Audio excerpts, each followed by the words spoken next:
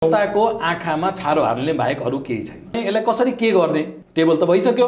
संसदभित्र सांसदहरूलाई हुइप लाउनु हुँदैन भन्ने तपाईँको कुरा मेरो मान्यता हो। एउटा डरलाग्दो कुरा चाहिँ देखियो, जनताको नजर पनि उहाँ तीन दल माथि नै छ।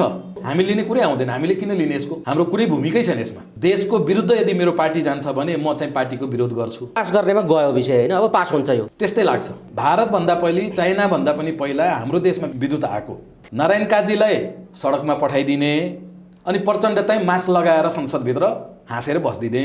पहिला नैतिकताले के भन्छ भने तपाईँ पहिला सरकार छोड्ने। यो दोधारे चरित्रले गर्दाखेरि बागमतीमा त धेरै पानी बगिसक्यो। डाक्टर साहब स्वागत छ यहाँलाई। नमस्कार।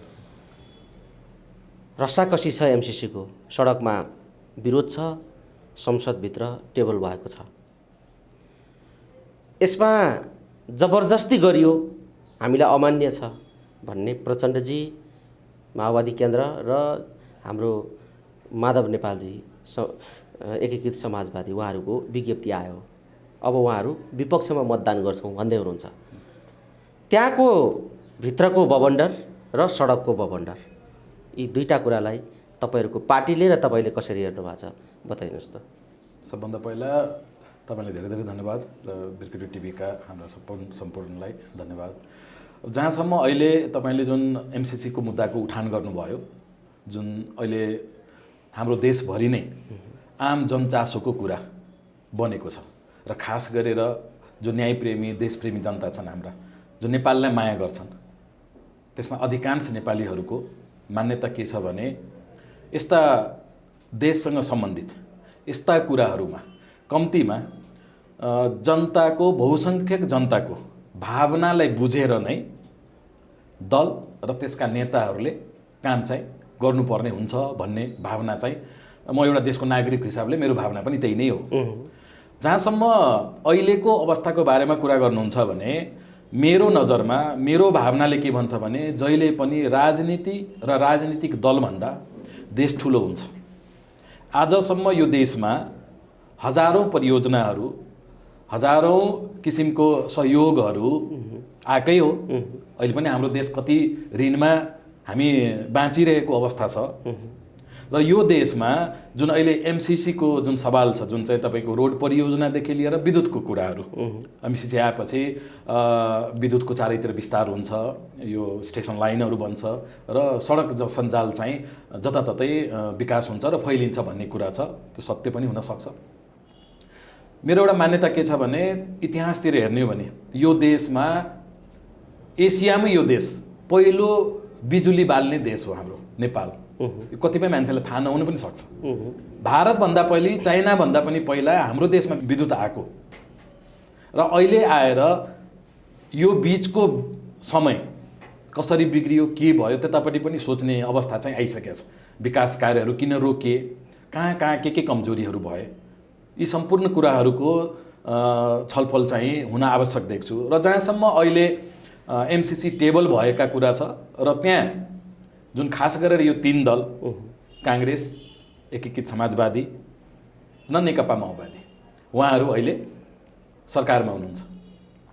उहाँहरूको अब यो जुन दोहोरो चरित्र म देख्छु, व्यक्तिगत मेरो एउटा रिडिङ के छ भने उहाँहरूको यो दोहोरो चरित्रले गर्दाखेरि यो समस्या झन् जटिल हुँदै गयो र मान्छेमा, आम जनमानसमा विभिन्न किसिमका शङ्का उपशङ्का।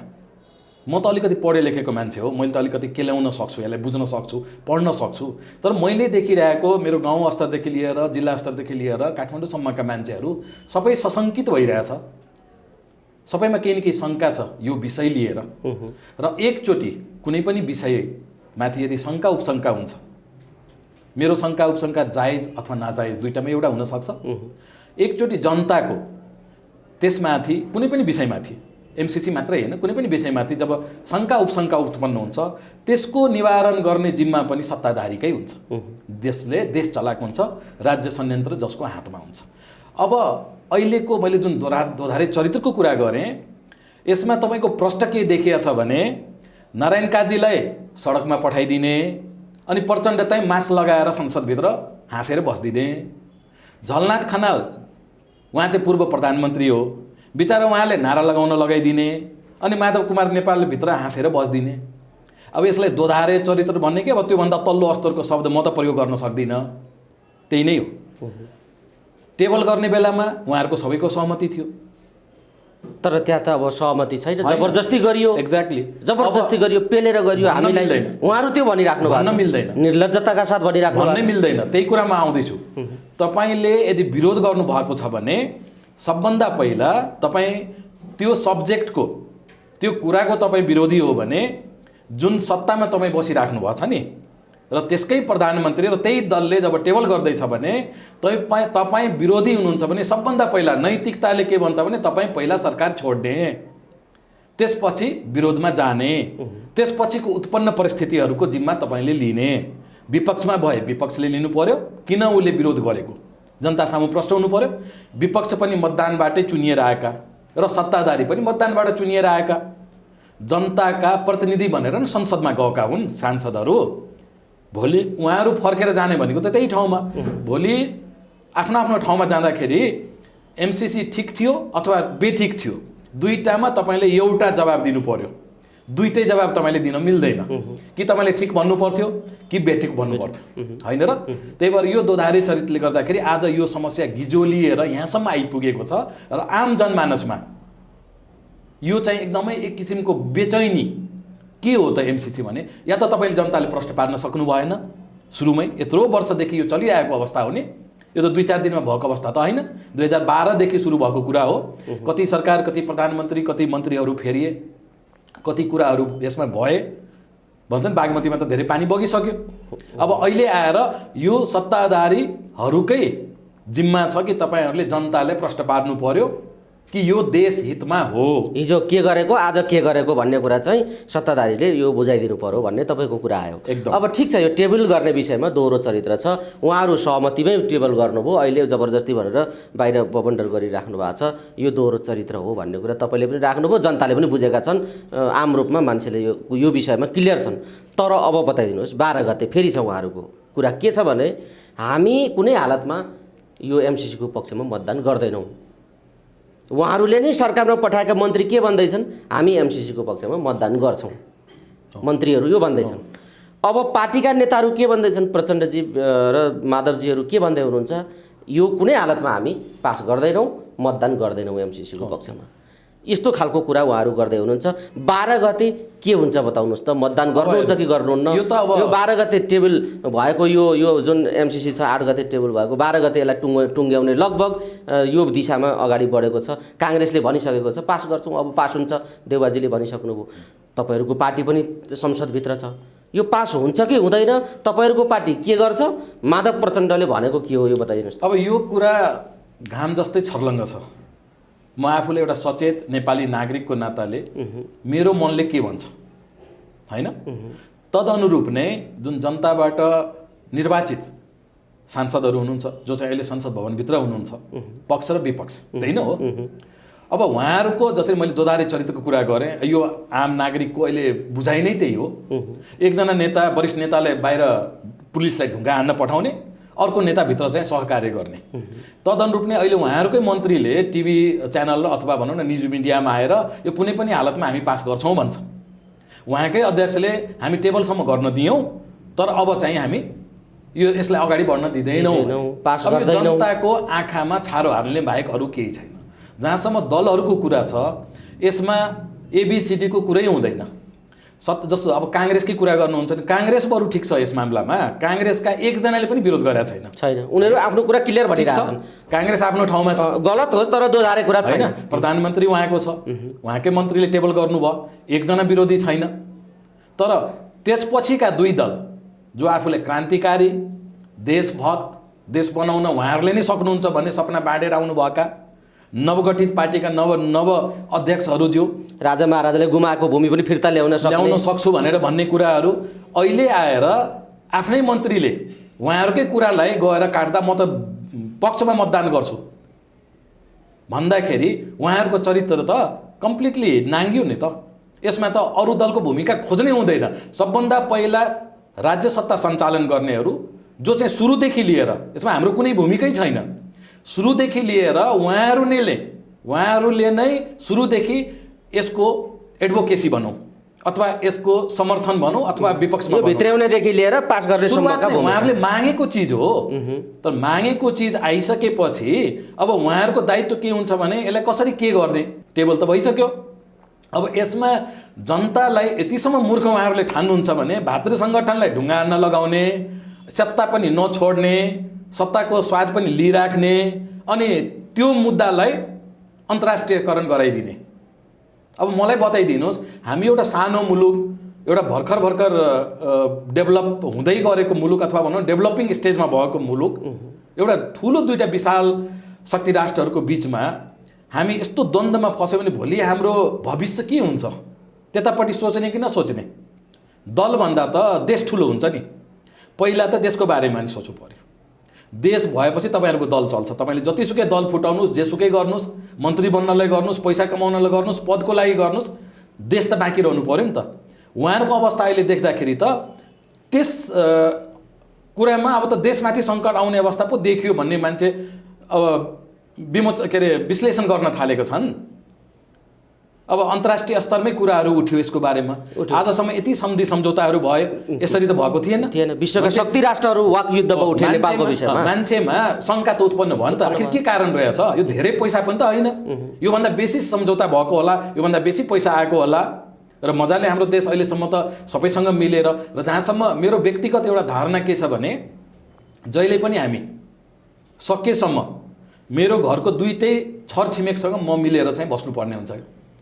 मलाई मर्दा पर्दा केही जरुरी पर्दा इमिडिएट तुरुन्तै सहयोग भनेको, साह्रो गाह्रो अप्ठ्यारोमा तुरुन्तै सहयोग भनेको मेरो दुईजना छिमेकी हुन्छ कि। म अर्को टोलमा गएर त्यहाँको मान्छेसँग एकदमै दोस्ती गरेर मेरो दुईवटा छिमेकीसँग दुश्मनी गरेर म बस्नै सक्दिनँ। यो एउटा साधारण मान्यता हो, मानवीय एउटा चाहिँ व्यवहार हो। तर डाक्टर साहब यहाँ त हुनुपर्छ, तर यहाँ त भएन। एउटा छिमेकी उत्तरपट्टिको छिमेकी सदियारले भनिसक्यो यो चीन विरुद्ध लक्षित छ एमसिसी भनेर उसको प्रतिवेदन उसले सार्वजनिक गरेर बोलि नै सक्यो। अमेरिकाले जबरजस्तीको कूटनीति लाद्न खोज्यो भने हामी प्रतिवाद गर्छौँ पनि भनिसकेको स्थिति छ। भनेपछि त छिमेकी एउटा त बिच्किसक्यो, अमेरिका पनि बिच्किने भयो।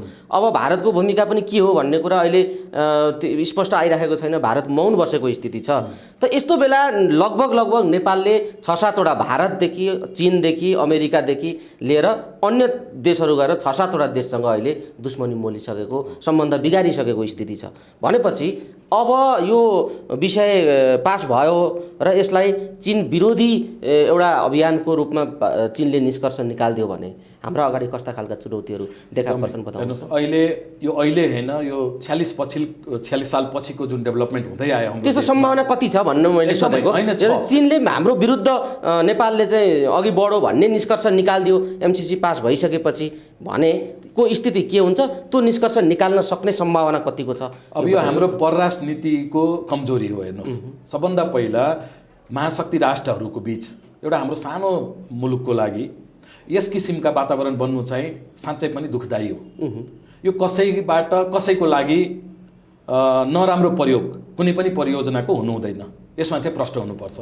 भोलि गएर के हुने त्यो कुराहरू विश्लेषकहरूले, विज्ञहरूले उठाउने कुरा हो। यसमा के प्रावधान राखिएको छ, के प्रावधान हाम्रो हितको लागि हो, के चाहिँ अहित हुन्छ, यो कुराहरूको विश्लेषण राम्रोसँग गर्नु जरुरी छ, जुन चाहिँ भइ पनि राखेको छ। र तदनुरूप नै धेरै नै नेपालका धेरै नै भनौँ न बहुसङ्ख्यक मान्छेहरू, जनताहरू चाहिँ यसको विरुद्ध पनि छ जस्तो आभास चाहिँ मिलेको छ। र यसलाई प्रश्न पार्न नसक्नु यो सरकारको कम्प्लिटली भनौँ न फेल्युर भन्न सकिन्छ। र जहाँसम्म छिमेकी राष्ट्र र शक्ति राष्ट्रको कुरा आउँछ, उहाँहरूको आफ्नो एउटा विश्वप्रति, आफ्नो एउटा नजिकको देशप्रति अथवा आफ्नो भनौँ न के भन्छ यसलाई, छिमेकी राष्ट्रप्रतिको एउटा उनीहरूको आफ्नो चाहिँ सोचाइ र आफ्नो एउटा विदेश नीति अनुसार नै उहाँहरू चल्नुहुन्छ। हामी चाहिँ चुक्नु हुँदैन, हामी चाहिँ चुक्नु भएन। हामी कसैलाई पनि खुसी र कसैलाई दुखी पार्ने अवस्थासम्म हामी जानु हुँदैन, जुन चाहिँ अहिले भइरहेको अवस्था छ। मेरो मान्यता के छ भने यो एउटा सहयोग लिएर हामी सधैँको लागि राम्रो हुन्छ भने त्यतापट्टि जाउँ, होइन यसमा केही विरोधाभास छ भने यसलाई त्यही अनुरूप नै टुङ्ग्याउने काम चाहिँ गरौँ। र दलहरूले पनि आफ्ना आफ्ना निर्वाचित सांसदहरूमाथि मेरो व्यक्तिगत धारणा के छ भने यस्तो कुराहरूमा हुइप लगाउनु हुँदैन। प्रष्ट रूपले उसको आफ्नो स्वविवेकले किनभने जनताबाट निर्वाचित मान्छेहरू हो। कुनै भेगको जनताले एउटा आवाज उठाइरहेको हुन्छ, कुनै भेगको जनताले अर्को आवाज उठाइरहेको छ। कसैलाई यो मन परेको हुनसक्छ, कसैलाई मन नपरेको पनि हुनसक्छ। त्यही अनुरूप नै निष्पक्ष ढङ्गले स्वतन्त्र छोडिदिनुपर्छ। एमसीसी को निर्णय गर्ने सवालमा संसदभित्र सांसदहरूलाई हुइप लाउनु हुँदैन भन्ने तपाईँको कुरा मेरो मान्यता हो। यो तपाईँको मान्यता हो। तर यो शक्ति राष्ट्रको जुन टक्राव यसमा एमसीसीले जोडेको छ नि, अहिले यो एमसीसी नेपालमा जसरी गिजोलिएको छ, यसले जसरी राजनीतिक आवरण पैदा गरेको छ, यसले जसरी गिजोलेर अहिले अन्तर्राष्ट्रिय सरोकार चासोसम्म पुगेको छ यो विषय, अब यो कुराले हामीलाई कता पुर्याउँछ भन्ने कुरा हो। र यसमा अहिले यो बेला भारत किन मौन छ? भारत चाहिँ यत्रो टक्राव बढेको छ तर भारत त मौन छ। नेपालमा हुने हरेक गतिविधिले भारतलाई पनि असर पुर्याउँछ। भारतमा हुने हरेक गतिविधिले नेपाललाई पनि असर पारिराखेको हुन्छ, चाहे राजनीतिक परिवर्तन होस् चाहे कुनै किसिमका अन्य परियोजनाहरू हुन्। यी दुईटा एक आपसमा प्रत्यक्ष असर पर्ने मुलुकहरू हुन्, तर पनि भारत मौन छ। कारण के हो भन्ने प्रश्न उठेको छ। तपाईँहरूको पार्टी र तपाईँलाई के लाग्छ, किन मौन छ भारत यो विषयमा? यसमा हामी धेरै कुरा गरिराख्नु आवश्यकतै देख्दिनँ म। हरेक राष्ट्रको आफ्नो एउटा विदेश नीति हुन्छ, तदनुरूप नै उसले कुन राष्ट्रसँग कस्ता खालका सन्धि सम्झौताहरू गरेका छन्, उसको त्यो राष्ट्रसँगको सम्बन्ध कस्तो छ, र अन्तर्राष्ट्रिय स्तरमा यस्ता कुराहरूमा बोल्दा अथवा हात हाल्दा त्यसको दूरगामी प्रभाव कस्तो हुन्छ, यो कुराहरूलाई विश्लेषण गरेर नै कुनै पनि राष्ट्र चाहिँ दुई राष्ट्रको बिचको सम्झौतामा बोल्ने होला हैन। अब यसमा किन बोलेन, के बोल्नुपर्ने, त्यतापट्टि त हामी जानु हुँदैन र त्यसमा मैले भन्न के पनि छैन। जहाँसम्म हाम्रो आफ्नो कुरा छ, हामीले हाम्रा छिमेकी मुलुकहरू जो हाम्रा सबभन्दा नजिक छ उसको भनौँ न के अरे सेक्युरिटीलाईदेखि लिएर उसँगको हाम्रो के अरे सम्बन्धलाई लिएर यस कुराहरूप्रति एकदमै सचेत हुनुपर्छ। र हामीले चाहिएको के हो त, त्यतापट्टि कम्तीमा हामीले चाहिँ एकदम गहिरिएर सोच्नुपर्ने अवस्था आउँछ, जुन चाहिँ अहिले दलका नेताहरू चाहिँ चुक्नु भएको जस्तो लाग्छ मलाई। तर डाक्टर साहब यसमा त चीन त बोलिसक्यो, थ्रेट हो यो एमसीसी कार्यान्वयन गर्ने कुरा चीनका लागि थ्रेट हो भन्ने आशयमा चीनले अभिव्यक्ति त दिइसक्यो। अब त्यसलाई कसरी एडजस्ट गर्छ त छिमेकीको त्यो चिन्तालाई? यो अहिलेको सरकारले, अब अहिलेको यो मन्त्रीमण्डलले, अहिलेको यो संसदले कसरी एडजस्ट गर्नुपर्छ? उहाँहरूको त यो म्याटरमा उहाँहरूको यो मामलामा उहाँहरूको विज्ञप्ति पनि सञ्चार मन्त्रीले एउटा नेपाल सरकारको विज्ञप्ति पनि उहाँहरूले दिइसक्नु भएको रहेछ कि अब यसमा यो तेस्रो मुलुक भनौँ न, दुईजनाको सम्झौताको बिचमा तेस्रो मुलुकले कुनै किसिमको हस्तक्षेप नगरेको राम्रो भनेर दिइसक्नु भएको रहेछ। अब यसमा कुटनीतिक मर्यादादेखि लिएर हरेक कुराहरूको सवाल हुन्छ हैन। तर जहाँसम्म हाम्रो सोचाइ हो, आम एउटा जनताको नाताले, एउटा नेपाल भक्त एउटा जनताको नाताले देशको लागि, देशको हितको लागि के हुन्छ र किन अहिले यो गिजोलिएको अवस्था छ, के रहेछ त कारण? अन्तर्राष्ट्रिय स्तरमा कुरा उठ्दाखेरि झन् यसमा के अरे विश्वास मान्छेहरूको लागेन। के गर्दैछ त हाम्रा नेताहरू हैन? र खास गरेर यो जुन सत्ताधारी दलहरू हुनुहुन्छ अहिले, उहाँहरूप्रति जनताहरू एकदमै निराश छ। किन उहाँहरूको दोहोरो जुन भूमिका देखिया छ अहिले, संसदमा एउटा भूमिका, बालुवाटारमा एउटा भूमिका, खुमलटारमा अर्को भूमिका हैन। अब 4 महिना अगाडिको चिठी कमरेड प्रचण्डको बाहिरिसकेको छ, उहाँले मलाई 4 महिना टाइम चाहियो, म गर्छु भन्नुभएको छ। अहिले आएर म पासै हुन दिन्न भनेको छ हैन। यो त सबभन्दा पहिला त उहाँहरूमाथि यो कुरा चाहिँ औँला तेर्सिने भनेको उहाँहरूमाथि हो। उहाँहरूले गर्न के खोजे हो के हो, र यसले दूरगामी प्रभाव हाम्रो देशलाई कसरी पार्छ? छोडिदेऊ एकछिनको लागि छिमेकीका कुराहरू। छिमेकीले आफ्नो हिसाबले उहाँहरूले सजिलो अप्ठ्यारो के हुन्छ उहाँहरूले गर्नुहुन्छ। हाम्रा लागि चाहिएको के हो त? हामीले अहिले तत्कालको अवस्थामा हामीले यसमा अगाडि बढ्दाखेरि हामीले के फाइदा छन् अथवा के बेफाइदा छन्, यो कुरा तपाईँले जनताबाट जनमत पाइसकेको पार्टीहरूले जनतालाई त कम्तीमा प्रश्न पार्नु पर्यो हैन र? विपक्षीले विपक्षको कामै विपक्षमा रहेर सरकारलाई सचेत गराउने अथवा विरोध गराउने हो, संसददेखि लिएर सडकसम्म। तर सत्ताधारीहरू नै सडकमा आएर पुलिसलाई ढुङ्गा हान्न थाल्यो है। उहाँको नेताहरू संसदभित्र बसेर एउटा कुरा गर्ने, बाहिर अर्को कुरा गर्ने भने त यहाँबाट गएर तपाईँ कस्तो हुन्छ भने जनतामा नै एउटा अविश्वासको वातावरण उहाँहरूले सिर्जना गरिदिनु भयो र त्यही नै एउटा डरलाग्दो कुरा चाहिँ देखियो। झन् यसमा अन्तर्राष्ट्रिय विषयका कुराहरू उठेपछि त धेरै नै मान्छेहरू यसमा सशङ्कित भए, शङ्कामाथि थप शङ्का थप्ने काम भयो। एकदम त्यो केही नहोला भित्र, त्यो धेरै मान्छेले त त्यसलाई पढेर विश्लेषण गर्न नसक्ने अवस्था पनि त हुनसक्छ। तर उसको जनप्रतिनिधि त छ नि, जनप्रतिनिधि केका लागि 20,000-25,000 भोट लिएर जुन सांसद आएका छन् त्यो त 20-25 हजारको त बोली हो नि संसदमा। त्यो 20-25 हजारको त स्टेक होल्डर हो नि त। त्यसको दायित्व के छ भने आफ्ना कम्तीमा 77 जिल्लामा आफ्ना जनताले होइन यो सही हो, यो सही हो, त्यही भएर मैले यसमा समर्थन जनाएँ, केही गरी भोलि त्यो गलत ठर्यो भने उहाँ फर्केर त जान पाउनुहुन्न, गए पनि उहाँ फेरि दोहोऱ्याएर निर्वाचित हुन पाउनुहुन्न।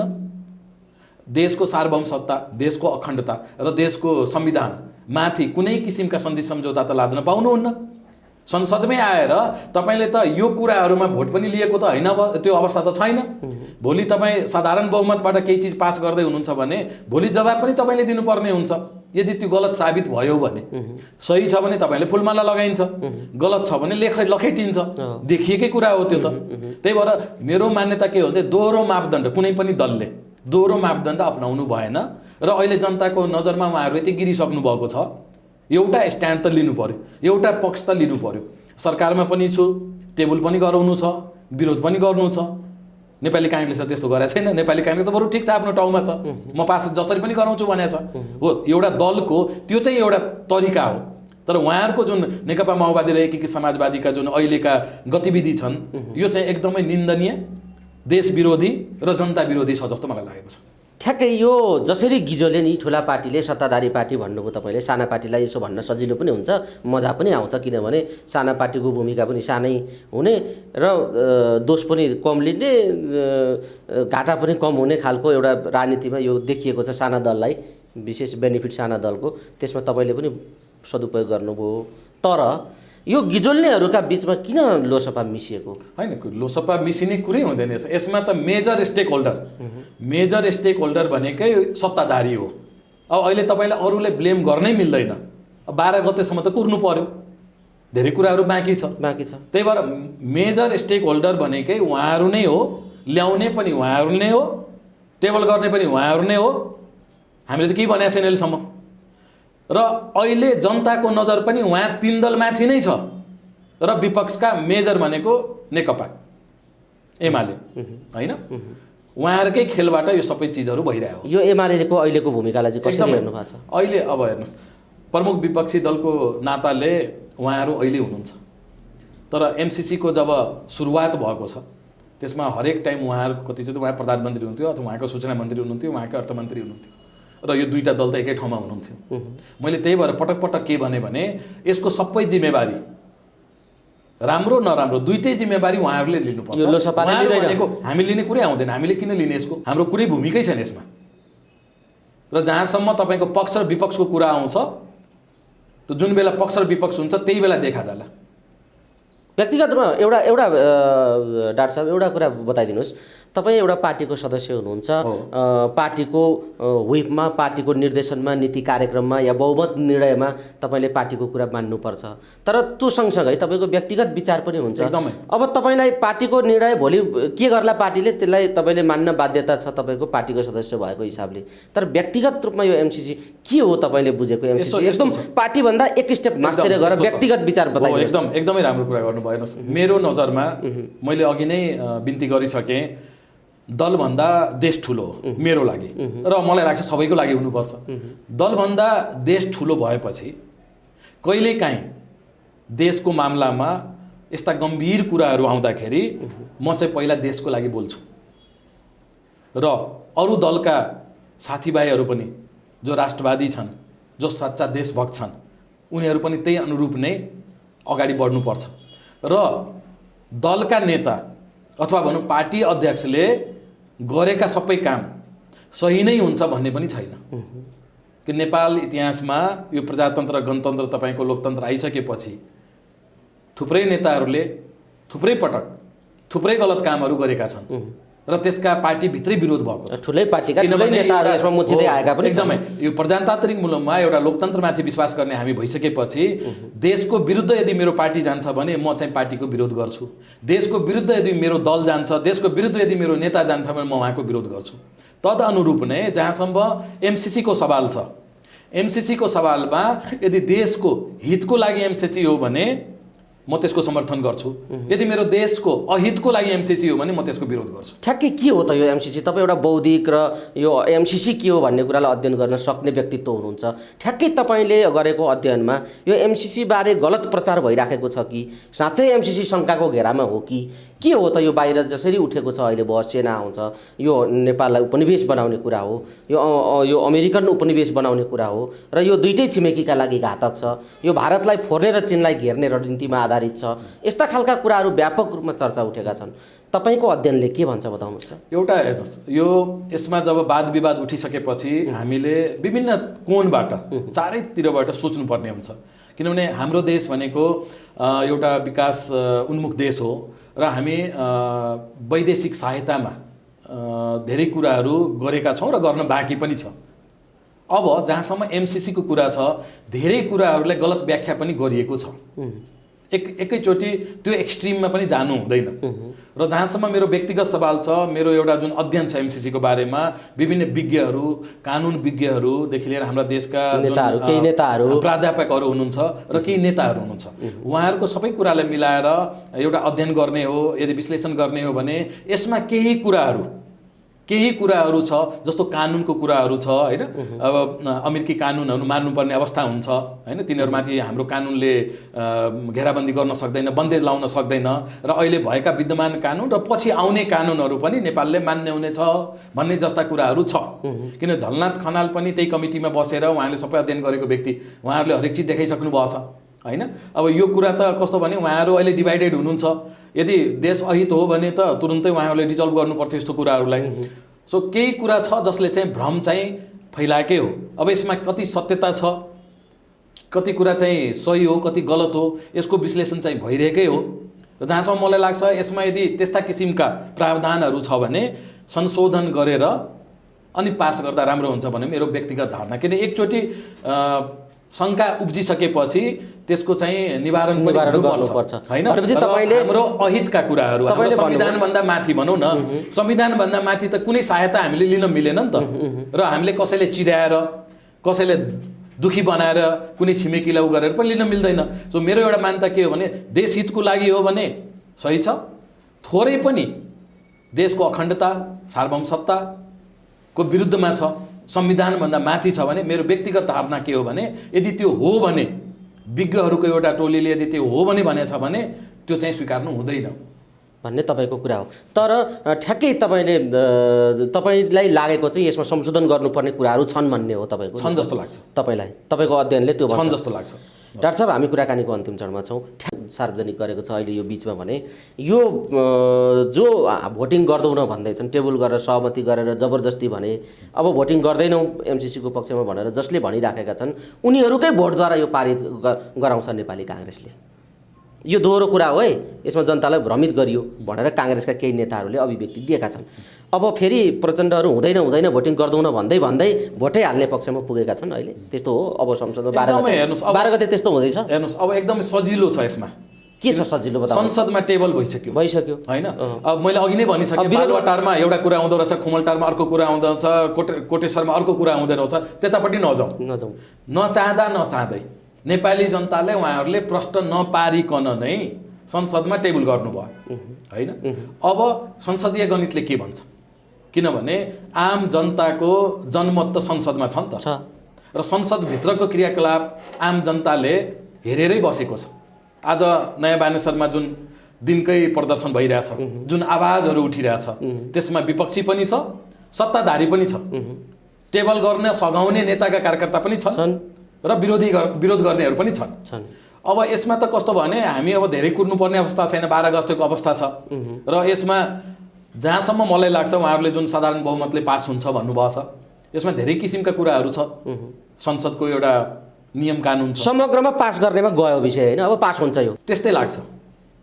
यो विरोध गरे पनि उहाँहरूको सहयोगै हुने हो, भोट हाल्दा त झन् गजब सहयोग, किनभने उहाँहरूको खास गरेर यो जसो गरे पनि पास हुनेतिर खास गरेर यसमा हेर्नु। अब काङ्ग्रेस त क्लियर छ, अनि काङ्ग्रेस त छलफलको विषय नै छैन, उ क्लियर छ। गलत कुराका लागि उ क्लियर। अस्तिसम्म जहाँसम्म तपाईँको कमरेड प्रचण्ड र माधव कुमार नेपालज्यूको कुरा छ, उहाँहरूको जुन यो बिचको जुन उहाँहरूले दोधारी चरित्र देखाउनु भयो नि हो, आम जनमानसलाई शङ्का त्यहीँनिर छ। अन्तिममा गएर उहाँहरूले नै सघाउनुहुन्छ भन्ने चाहिँ यो बाहिरको चाहिँ कुरा हो। काङ्ग्रेसले भनेको कुरा त्यही नै हो। यो धेरै धेरै यसमा सम्भावना छ यो। प्रधानमन्त्री पुरै विश्वस्त हुनुहुन्छ तर विरोध गरे पनि ठिक नगरे पनि पास हुने रहेछ नि त यो त। अब त्यसरी जनताले पनि तपाईँको त्यसरी अब पत्याउने अवस्था रहेन। तपाईँ दुईटामा मैले अघि नै भनिसकेँ, दुईटामा एउटा गर्न सक्नुपर्छ। कि तपाईँले समर्थन गर्नु पर्यो कि विरोध गर्नु पर्यो, किता क्लियर हुनु पर्यो। यो बिचमा बसेर सत्तामा पनि बस्छु र विरोध पनि सरकार पनि छोड्दिन, एमसीसीमा भोटिङ पनि गर्दिन, टेबल पनि जबरजस्ती गरियो। यो चाहिँ नेपाली जनताले देखिँदैन, ढुङ्गामुढा पनि गरिरहने, सरकारमा पनि बसिरहने। एकदमै मैले भनिहालेँ नि, एकजनालाई बाहिर पठाउने, आफू चाहिँ भित्र बस्ने, त्यो चाहिँ हुँदैन। तपाईँ सबैजना बाहिर आउनु पर्यो कि सबैजना भित्र जानु पर्यो। बाहिर चाहिँ विपक्षलाई मात्रै छोडिदिनु पर्यो, तर चाहिँ सहीमै विपक्षी हो। तर यस्तो खालको प्रेसर त तपाईँहरूको पार्टीले दिन सकेन नि त, किन? होइन, हेर्नुहोस्, सङ्ख्यात्मक हिसाबमा अब कस्तो छ भने हामी राजनीतिक रूपमा प्रेसर त तपाईँले दिनुपर्ने हो नि त, दिन सक्नु भयो। हामी आफ्नो ठाउँबाट सचेत गराएकै हो र जहाँसम्म देशहितको कुराहरू आउँछ त्यसमा हामी सधैँ यही भूमिमा जन्मेको हाम्रो पार्टी हो, यही भूमिको लागि गर्ने हो। हामी कहीँबाट आएको होइन, कहीँ जानेवाला छैन। अरूहरूले जुन ट्याग लगाउनुहुन्छ नि त्यतापट्टि नजाउँ, त्यो अर्कै विषय हो। लाउनेहरूले लाउँदै गर्छन्।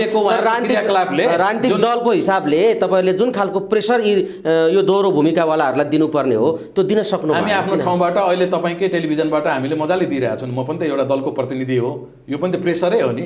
मैले त प्रष्टै भनेको छु कि तपाईँले समर्थन गर्नु पर्यो कि विरोध गर्नु पर्यो, होइन र? बिचमा बस्न पाउनुहुन्न। र अहिलेको स्टेक होल्डर भनेको, अहिले जिम्मेवारी लिनुपर्ने भनेको यो तीनटा दल हो र यो तीनटा दलको भूमिकामा नेपालको भोलिको राजनीतिकलाई तपाईँको निर्देशित गर्छ। आम जनमानस उहाँहरूकै कार्यकर्ता बीच यति रोष छ यो सम्बन्धमा, किन होला? त्यो सही भइदिएको भए पक्कै हुँदैन थियो। केही न केही छ कि मान्छेले नबुझेर विरोध गरे हो कि? त्यो पनि तपाईँले प्रश्न पार्नुपर्ने अवस्था आउँछ। विज्ञहरू छन्, कानुन विज्ञहरू छन्, प्राध्यापकहरू छन्, उहाँहरूले प्रश्न पारिदिनु पर्यो। होइन, यो तपाईँहरूले बुझेको गलत हो, यो यसरी हो, यसलाई यसरी प्रश्न पार्न सकिन्छ, तर त्यो त छैन। यहाँ त अब शङ्का उपशङ्काहरू उठे, त्यही भएर त आज हामी बसेर यसरी कुरा गरिरहेछौँ। नत्र योभन्दा अगाडि त कति अनुदान आए गए हामीलाई थाहा पनि छैन, होइन र? कस्ता कस्ता सम्झौता छन् देखिएको पनि भयो। कति त संसदमा लानै पर्दैन। दुईटा G2 भन्छ तपाईँको, दुईटा देशबिचको सम्झौताहरूमा यत्रो टाउको दुखाइ नै हुँदैन। BRI-मा के छ सम्झौता, कसैले छलफलै गरेको छैन, मतलबै छैन। कसैको आएको देखिँदैन। सहयोग भनेको एउटाले अर्कोलाई सहयोग गर्ने हो। त्यसमा उसको के आफ्नो एउटा भनौँ न गोप्य हुन्छ, त्यो त उनीहरूले जानुन्। तर यो कुरा जब छताछुल्लो भइसक्यो, यसमा धेरै कुराहरू आइसकेपछि यसमा आम जनमानसलाई देशप्रति अलिकति पनि सद्भाव छ भने उहाँ नेताजीहरूले यो कुराहरूलाई प्रश्न पारेर नै, अझै केही दिन बाँकी छ, प्रश्न पारेर लानुभयो भने उहाँहरूले फुलमाला लगाइदिने अवस्था आउँछ। होइन, जायज कुरामा त जनताले विरोध गरेको छैन, गर्दैन। किन? स्वाभाविक र जायज कुरामा त अहिलेसम्म यसरी तपाईँले मलाई फाइदाको लागि आउँदै हुनुहुन्छ तपाईँ भने, मेरो फाइदा छ भने म विरोध किन गर्नु? तपाईँले त फुलमाला लिएर भित्राउनु पर्यो नि। तर त्यहाँ जालझेल कपटीपूर्ण केही छ भने, तपाईँको केही अलगै केही मिसन छ भने त यदि मैले बुझेँ भने त म तपाईँले छिर्नै दिन्न नि, म तपाईँको विरोध गर्छु नि। त्यो त मेरो संवैधानिक अधिकार हो। विरोध त्यसै त भइरहेको छैन, तर यो विरोधलाई र जनताको आशंकालाई आश्वस्त गर्न दलहरूले सकेनन्। यसका बावजुद पनि यो पास हुने दिशामा गयो। अबको राजनीति कता जान सक्छ? अब कतिपय कुराहरू कस्तो हुन्छ, गठबन्धन रहिरहन्छ। अब के छ यो गठबन्धन राख्ने कुरा के हो? अबको राजनीति के हो त? यो एमसीसी गठबन्धनवालाहरूले नै भन्छ, किनभने उहाँहरूको बोलीबाटै तपाईँको द्वैत चरित्रको एकदमै झल्किरहेछ अहिले पनि। उहाँहरू गठबन्धनमा बस्नु छ, त्यही मन्त्री पद खाएर बस्नु छ भने उहाँहरू लाज बचाएर बस्नुहुन्छ जुन अवस्थामा छ। उहाँकै मन्त्रीले म साइन गर्छु भनेको छ, उहाँका दलले म गर्दिनँ भनेको छ, होइन? यो त प्रष्टै नाङ्गै भइसक्नु भयो नि उहाँहरू त। अब यो गठबन्धन जसलाई हामीले परमादेशको सरकार भन्छौँ, होइन? यो 7 महिनादेखि झन्डै 5 दल मिलेर संविधानको रक्षा गर्न हामी आएका हौँ भनेर आएको सरकार हो नि त यो त।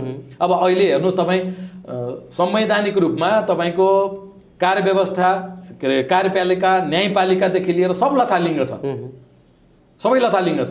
सर्वोच्च अदालत जुन यो परमादेश सरकारमा त्यत्रो भूमिका खेलेर एउटा सरकार बनायो, एउटालाई राष्ट्रविरोधी अथवा अर्कोलाई राष्ट्रप्रेमी भनेर, उहाँहरूको अवस्था अहिले आएर यस्तोसम्म भइसक्यो भनेपछि अब त जिम्मा त उहाँहरूले लिनु पर्यो। र 12 गते पछिको परिदृश्य के हुन्छ त्यो अहिले आकलन गर्न चाहिँ गाह्रो छ। त्यसपछिको अवस्था र त्यो बेला जनताको मुड के हुन्छ त्यो भन्न सकिन्न। त्योभन्दा अगाडि उहाँहरूले के स्टेप लिनुहुन्छ त्यो उहाँहरूमा भर पर्छ। गठबन्धन राख्ने नराख्ने, किन गठबन्धन बनाउँदा उहाँहरू आफ्नै हिसाबले बनाउनु भएको रहेछ, होइन? र भत्काउँदा पनि आफ्नै स्वार्थको लागि भत्काउनुहुन्छ, यो त प्रश्न छ। तर यसमा देशको अहित चाहिँ हुनु हुँदैन, मेरो व्यक्तिगत धारणा चाहिँ त्यति मात्रै हो। डाक्टर साहब, हामी कुराकानीको अन्तिम चरणमा छौँ। जाँदा जे सन्दर्भ पेचिला विषयहरू अहिले उठेका छन् यी विषयहरू जसरी हामीले आज छलफल गऱ्यौँ सारांशमा जनताले के बुझ्नुपर्छ, आम सर्वसाधारण जनताले कस्तो धारणा बनाउनुपर्छ, अब जाँदा जाँदै के भन्न चाहनुहुन्छ? एकदमै यसमा हामी एउटा कुरामा प्रश्न के हुनुपर्छ भने जुनसुकै दल अथवा हामी कुनै मान्यता अथवा कुनै आइडियोलोजी भनौँ न, सिद्धान्तलाई मान्ने हामी व्यक्ति सबभन्दा पहिला हामी देशलाई मान्नुपर्ने भयो। अहिलेको अवस्थामा के देखियो भने देश हितको कुरा गर्ने, त्यसपछि बाँकी कुराहरू आफ्नो ठाउँमा हुन्छ।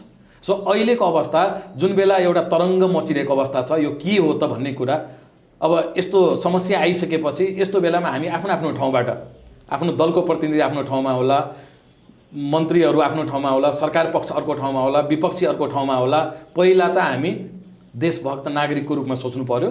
देश हितको लागि हुन्छ भने ठिक छ, देशको अहित हुन्छ भने त्यो अमान्य हुन्छ।